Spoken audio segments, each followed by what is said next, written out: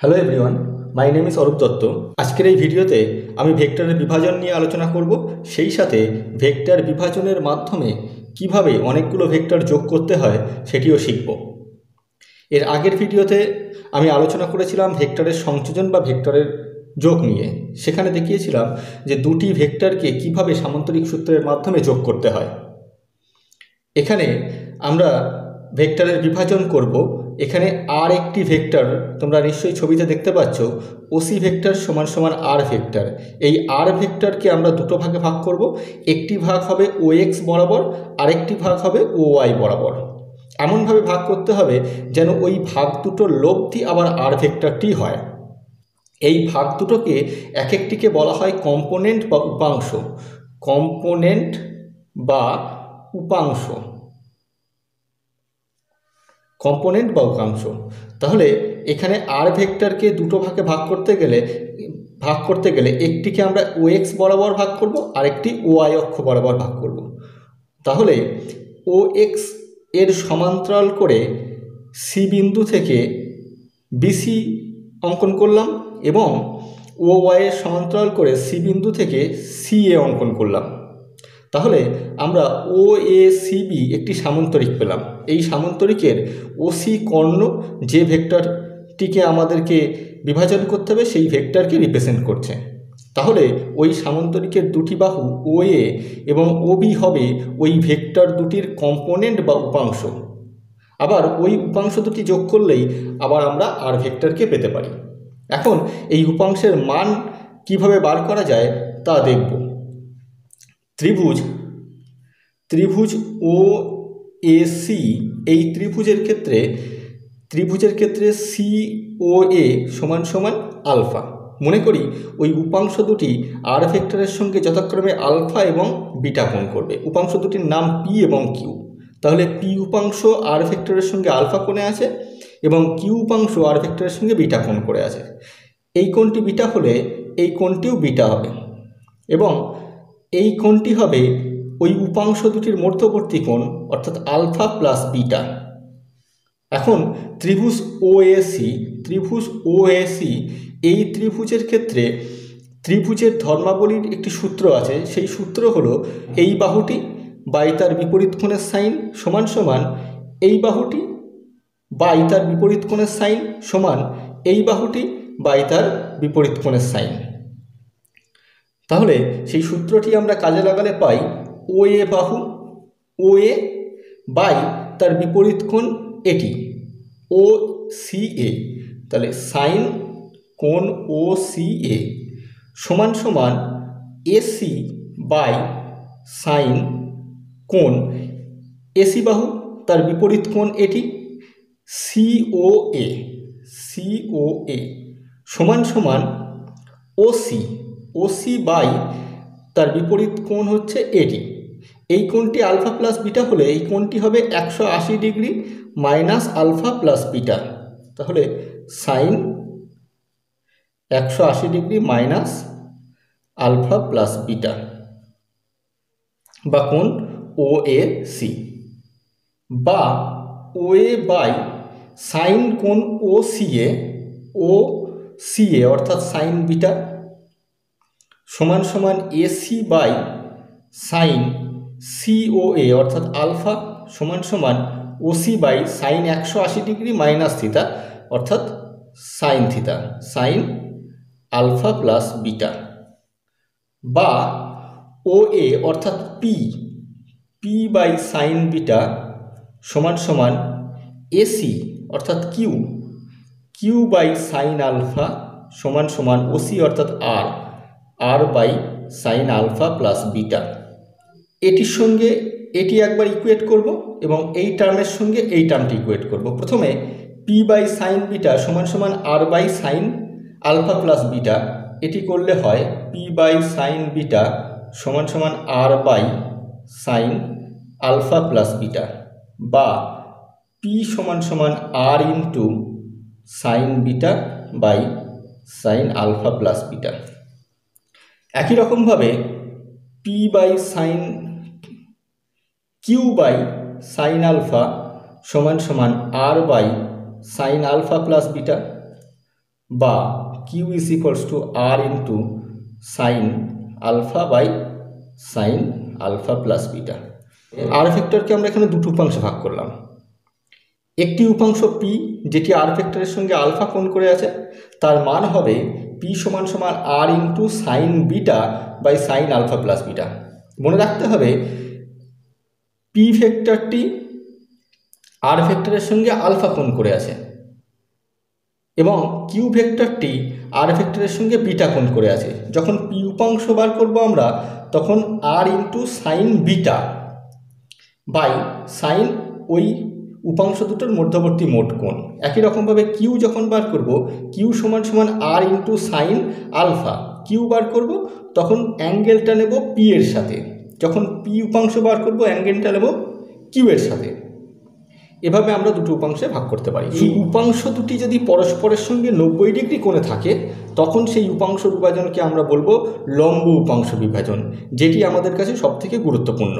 একটি ভেক্টরকে পরস্পরের সঙ্গে লম্বভাবে অবস্থিত দুটি দিকে বিভাজিত করলে এই বিভাজনকে ভেক্টরের সমকৌণিক বিভাজন বলে এবং উৎপন্ন উপাংশগুলিকে প্রদত্ত ভেক্টরের লম্ব উপাংশ বলে। এখানে আমরা ছবিতে একটি ওসি ভেক্টর বা আর ভেক্টরকে দেখতে পেয়েছি। এই আর ভেক্টরকে এক্স অক্ষ এবং ওয়াই অক্ষ বরাবর দুটি কম্পোনেন্ট পি এবং কিউতে ভাগ করা হবে। যদি পি ভেক্টরটি আর ভেক্টরের সঙ্গে থিতা কোণ করে থাকে, তাহলে অবশ্যই কিউ উপাংশটি আর ভেক্টরের সঙ্গে 90 ডিগ্রি মাইনাস থিতা কোণ করে থাকবে। এখন এই পি এবং কিউ উপাংশের মান কত হবে সেটি আমরা আগের ওই ফর্মুলা বসিয়ে বার করতে পারি। আগের ওই ফর্মুলাতে আলফা সমান সমান থিতা এবং বিটা সমান সমান 90 ডিগ্রি মাইনাস থিতা বসিয়েও বার করা যায়, কিন্তু এখানে আমি ত্রিভুজ থেকে সরাসরি বার করার চেষ্টা করব। ত্রিভুজ ও এ সি, এই ত্রিভুজের ক্ষেত্রে এই কোণটি থিতা হলে ও এ হয় ভূমি এবং ও সি হয় অতিভুজ। তাহলে ত্রিভুজ ও এ সি এর ও এ বাই ও সি অর্থাৎ ভূমি বাই অতিভুজ সমান সমান কস থিতা, বা ও এ সমান সমান ও সি কস থিতা, বা পি সমান সমান আর কস থিতা। সুতরাং আমরা ওই ভেক্টরের এক্স অক্ষ বরাবর উপাংশ পেয়ে গেলাম। একই রকমভাবে যদি আমরা এসি বাই ও এ করি, AC by O A, AC অর্থাৎ লম্ব বাই অতিভুজ সমান সমান সাইন থিতা, বা এসি সমান সমান ও এ সাইন থিতা, বা এসি সমান সমান ও বি অর্থাৎ কিউ, কিউ সমান সমান আর সাইন থিতা। সুতরাং যে কোনো একটি ভেক্টরকে দুটি সমকৌণিক উপাংশে বিভাজন করলে যদি যে উপাংশটি ওই ভেক্টরের সঙ্গে থিতা কোণ করবে সেই উপাংশটি হবে আর কস থিতা, আর যে উপাংশটির সঙ্গে থিতা কোণ করে থাকবে না, 90 ডিগ্রি মাইনাস থিতা কোণ করে থাকবে, সেটি হবে আর সাইন থিতা। যে কোনো একটি ভেক্টর, আরও একবার বলা যায়, যে কোনো একটি ভেক্টর এ, এই এ ভেক্টরকে যদি আমরা দুটো উপাংশে ভাগ করি, একটি উপাংশ এক্স অক্ষ বরাবর আর একটি উপাংশ ওয়াই অক্ষ বরাবর, যদি এ ভেক্টরটি ওয়াই অক্ষের সঙ্গে থিতা কোণ করে থাকে, তাহলে ওয়াই অক্ষ বরাবর উপাংশ হবে এ কস থিতা এবং এক্স অক্ষ বরাবর উপাংশ হবে এ সাইন থিতা। অর্থাৎ ওই ভেক্টরটি যে উপাংশের সঙ্গে থিতা কোণ করে থাকবে সেই উপাংশটি হবে কস আর অপর উপাংশটি হবে সাইন। এভাবে একটি ভেক্টরকে আমরা দুটি সমকৌণিক উপাংশে ভাগ করতে পারি। আবারও বলি, আগের থিওরিতে আমরা থিতা সমান আলফা এবং 90 ডিগ্রি মাইনাস থিতা সমান বিটা বসালেও এই রেজাল্টটি পেতাম। এখন এই সমকৌণিক উপাংশ বিভাজনকে কাজে লাগিয়ে আমরা বলতে পারি যে কোনো বস্তুকে ঠেলা নাকি টানা কোনটি বেশি সুবিধাজনক। আমরা ছবিতে একটি বস্তুকে দেখতে পাচ্ছি, একবার বস্তুকে এফ বল প্রয়োগ করে ঠেলা হচ্ছে, আর একবার একই বল প্রয়োগ করে টানা হচ্ছে। দুই ক্ষেত্রেই বলটি উল্লম্ব দিকের সঙ্গে থিতা কোণ করে আছে। এখন প্রথম ক্ষেত্রে আমরা বলটিকে দুটি উপাংশে ভাগ করেছি, দুটির সমকৌণিক উপাংশে ভাগ করেছি, একটি উপাংশ উল্লম্ব দিকে আর একটি উপাংশ অনুভূমিক দিকে। দ্বিতীয় ক্ষেত্রেও আমরা দুটো উপাংশে ভাগ করেছি, একটি উল্লম্ব দিকে একটি অনুভূমিক দিকে। এই উপাংশে ভাগ করার সময় মনে রাখবে এমনভাবে উপাংশগুলির দৈর্ঘ্য হবে যেন এটি একটি আয়তক্ষেত্র ফর্ম করে বা সামান্তরিক ফর্ম করে, আয়তক্ষেত্র তৈরি হয়।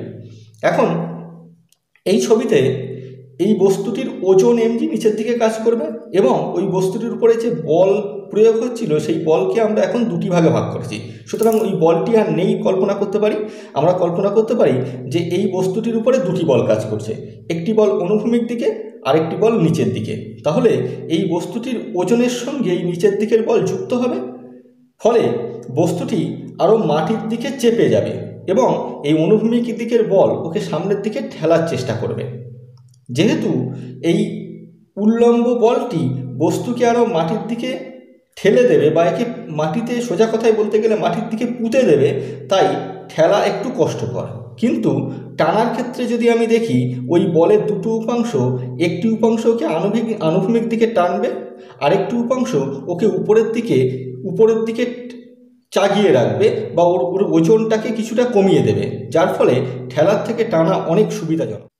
এবার আসি composition of vectors by rectangular resolution, অর্থাৎ সমকৌণিক বিভাজন প্রক্রিয়ায় বহু ভেক্টরের সংযোজন বা লম্ব বিভাজন প্রক্রিয়ায় বহু ভেক্টরের সংযোজন।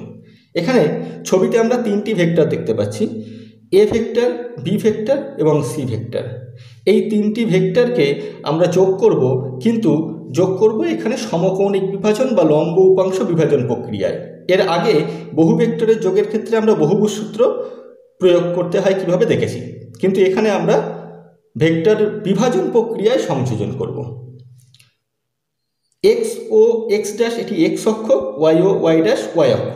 আমরা এই তিনটি ভেক্টরকে এক্স অক্ষ এবং ওয়াই অক্ষ বরাবর উপাংশে ভাগ করব। সবার প্রথমে এ ভেক্টরকে এক্স অক্ষ বরাবর উপাংশে এবং ওয়াই অক্ষ বরাবর উপাংশে ভাগ করব। এ ভেক্টরকে এক্স অক্ষ বরাবর উপাংশে ভাগ করলে আমরা এই উপাংশটি পাবো। এই উপাংশটি হবে এ ভেক্টরের সঙ্গে, এ ভেক্টরটি এক্স অক্ষের সঙ্গে আলফা কোণ করে আছে, সুতরাং এই উপাংশটি হবে এ কস আলফা, এবং এ ভেক্টরের আরেকটি উপাংশ, এই উপাংশটি হবে এ সাইন আলফা। আবার বি ভেক্টরটি ঋণাত্মক এক্স অ্যাক্সিসের সঙ্গে বিটা কোণ করে আছে, সুতরাং বি ভেক্টরের ওই ঋণাত্মক এক্স অক্ষ বরাবর উপাংশ হবে বি কস বিটা এবং ওয়াই অক্ষ বরাবর উপাংশটি হবে বি সাইন বিটা। একই রকমভাবে সি ভেক্টরকেও দুটো কম্পোনেন্টে ভাগ করতে পারি। যেহেতু নেগেটিভ এক্স অক্ষের সঙ্গে গামা কোণ করে আছে, তাহলে সি ভেক্টরের নেগেটিভ এক্স অক্ষ বরাবর উপাংশ হবে সি কস গামা এবং নেগেটিভ ওয়াই অক্ষ বরাবর উপাংশ হবে সি সাইন গামা। তাহলে এই তিনটি ভেক্টরকে ভেঙে আমরা এখন ছটি ভেক্টর পেলাম। একটি এ কস আলফা ধনাত্মক এক্স অক্ষ বরাবর, আরেকটি বি কস বিটা ঋণাত্মক এক্স অক্ষ বরাবর এবং সি কস গামা ঋণাত্মক এক্স অক্ষ বরাবর। আবার ওয়াই অক্ষ বরাবর তিনটি কম্পোনেন্ট পেলাম, একটি বি সাইন বিটা, আরেকটি এ সাইন আলফা, এই দুটি ধনাত্মক ওয়াই অক্ষ বরাবর, এবং সি সাইন গামা ঋণাত্মক ওয়াই অক্ষ বরাবর। তাহলে এক্স অক্ষ বরাবর মোট উপাংশকে যদি আমরা আর এক্স বলি, R X is equals to হবে A cos alpha minus B cos beta minus C cos gamma. তার কারণ এ কস আলফা ধনাত্মক এক্স অক্ষ বরাবর আছে এবং বি কস বিটা এবং সি কস গামা এরা ঋণাত্মক এক্স অক্ষ বরাবর আছে। একই রকমভাবে ওয়াই অক্ষ বরাবর মোট উপাংশ যদি আর ওয়াই হয়, আর ওয়াই সমান আমরা লিখতে পারি A sine alpha plus B sine beta plus C minus C sine gamma, কারণ সি সাইন গামাটি ঋণাত্মক ওয়াই অক্ষ বরাবর আছে। এখন আলফা বিটা গামা এবং এবিসি এর মান বসিয়ে আমরা এই রাশি দুটির একটি নির্দিষ্ট মান পাব। সেই মান দুটি মনে করি আর এক্স এবং আর ওয়াই। এই আর এক্স আর ওয়াই এর মধ্যে আর এক্স এক্স অক্ষ বরাবর ক্রিয়া করছে, আর এক্স এক্স অক্ষ বরাবর ক্রিয়া করছে এবং আর ওয়াই ওয়াই অক্ষ বরাবর। তাহলে এই তিনটি ভেক্টরের লব্ধি বার করতে গেলে আমাকে Rx এবং Ry এর লব্ধি বার করলেই হবে। Rx Ry এর লব্ধি কী করে বার করব? যদি একটি সামান্তরিক বা আয়তক্ষেত্র তৈরি করি, সেই আয়তক্ষেত্রের এই কর্ণটিই হবে ওই লব্ধি R। যেহেতু এই ভেক্টর দুটির মধ্যবর্তী কোণ 90 ডিগ্রি, তাহলে আমরা এখানে সহজেই লব্ধি ভেক্টর বার করতে পারি R = √Rx² plus Ry square. এটি Ry হলে এটিও Ry, পিথাগোরাসের সূত্র কাজে লাগিয়ে R = √Rxy plus Ry square. এভাবেই আমরা লম্ব উপাংশ বিভাজনের মাধ্যমে অনেকগুলো ভেক্টরের সংযোজন বা যোগ করতে পারি। এখন আমরা একটি প্রবলেম করব। প্রবলেমটি হলো F1 = 60 Newton, F2 = 15 Newton, F3 = 10 Newton, মানে তিনটি বল x অক্ষের সঙ্গে যথাক্রমে 30 ডিগ্রি, 120 ডিগ্রি এবং 315 ডিগ্রি কোণে ক্রিয়া করছে। তো লব্ধি নির্ণয় করো। F1 বল যেটি x অক্ষের সঙ্গে 30 ডিগ্রি কোণ করছে, F2 বল ওই x অক্ষের সঙ্গে 120 ডিগ্রি কোণ করছে, এবং F3 বল ওই x অক্ষের সঙ্গেই 315 ডিগ্রি কোণ করছে। সুতরাং এই বলগুলির x উপাংশ হবে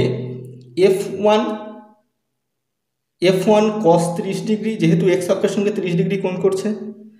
F2 বলের x উপাংশ হবে F2 cos 120 ডিগ্রি, কারণ x অক্ষের সঙ্গে 120 ডিগ্রি কোণ করেছে, এবং F3 cos 315 ডিগ্রি। যেহেতু এই তিনটি বল x অক্ষের ধনাত্মক দিকের সঙ্গেই কোণ করেছে, সুতরাং মোট উপাংশ আমাদেরকে যোগ করতে হবে, মোট x উপাংশ আমাদেরকে যোগ করতে হবে। কারণ এই 120 ডিগ্রি কোণ যখনই আমরা ধরবো তখন অটোমেটিক্যালি, বা 315 ডিগ্রি কোণ যখনই আমরা ধরবো তখন অটোমেটিক্যালি এর থেকে মাইনাস চিহ্ন চলে আসবে।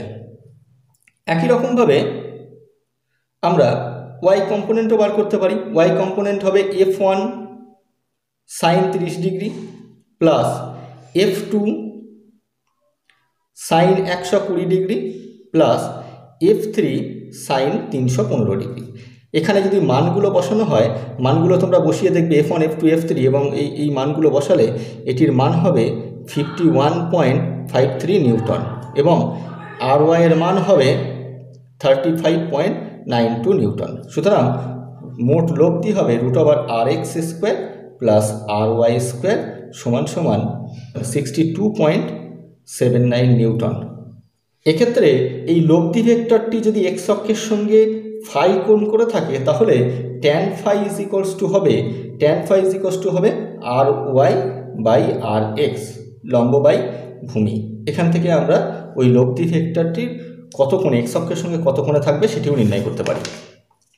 মনে করি এখানে লব্ধি ভেক্টরটি যদি ফাই কোণ করে থাকে, তাহলে ফাই = tan ইনভার্স Ry/Rx। এই Ry/Rx এর tan ইনভার্স করলে এটি হবে 39.25 ডিগ্রি। তাহলে আজকের ভিডিওতে আমরা শিখলাম কিভাবে একটি ভেক্টরকে যে কোনো দিকে দুটি উপাংশে ভাগ করা যায়, এবং তারপরে শিখলাম একটি ভেক্টরকে কিভাবে সমকৌণিক উপাংশে বিভাজন করা যায়। সবশেষে সমকৌণিক বিভাজন প্রক্রিয়ায় কিভাবে বহু ভেক্টরের সংযোজন করা যায় সেটিও আমরা শিখলাম। আশা করি আপনাদের এই ভিডিওটি পছন্দ হয়েছে। তো একে লাইক শেয়ার অবশ্যই করুন, চ্যানেলটিকে সাবস্ক্রাইব করুন। আপনারা বেল আইকনটিকেও প্রেস করে রাখতে পারেন, যাতে নতুন নতুন ভিডিওর আপডেট সবার প্রথমে পেতে থাকেন। তো নতুন ভিডিওর সঙ্গে দেখা হচ্ছে, ততক্ষণ পর্যন্ত take care and good by.